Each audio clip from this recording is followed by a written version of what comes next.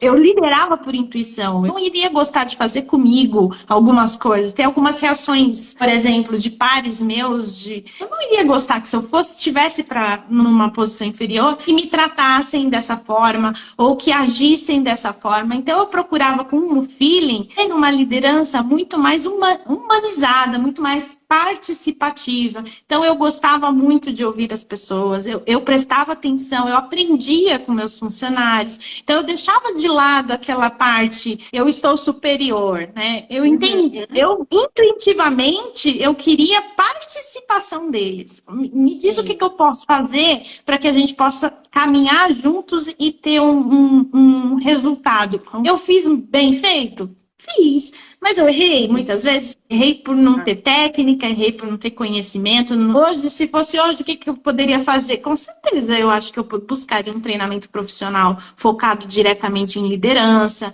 E quando a gente adquire conhecimento, a gente olha para trás e pensa nisso.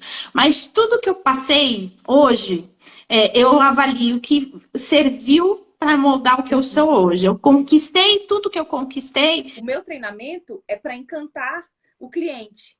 Mas não tem como eu encantar o cliente sem cuidar da equipe, sem cuidar da motivação, sem cuidar da área emocional. Não dá, a gente acaba tendo que agregar tudo para que depois isso vai reverberar para o cliente. Mas na época também que eu trabalhava como liderança, e eu trabalhava uma liderança mais autoritária, mas a liderança que vinha para mim já era muito autoritária. Então, o meio que te molda.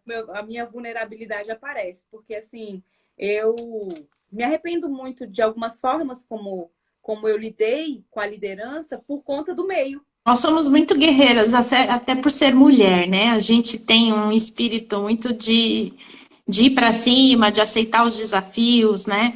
Tinha situações muito parecidas assim, Fabi. Eram gerentes, eram diretores que eram, não é que é certo ou errado, mas costumes antigos, valores diferentes, oportunidades que eles tiveram diferentes, então extremamente conservadores, mas foi desafiante. A gente aprende como fazer e como não fazer. Não, eu acho que o como não fazer vem primeiro. Eu lembrei uma vez que eu cheguei em casa, e eu cheguei dando ordem, assim, igual eu recebia. Aí meu marido olhou para mim e falou assim: ei, psiu, sai desse corpo, não é você. Aí que me caiu a ficha. Eu falei, gente, eu tô fazendo igualzinho, faziam comigo. E aí hoje, por isso que eu te falo assim, eu me arrependo. E muitas vezes eu não tive essa autenticidade como liderança. E hoje eu ensino essa autenticidade para as pessoas que eu treino, para que ela tenha essa essência e não fique tão vulnerável ao meio.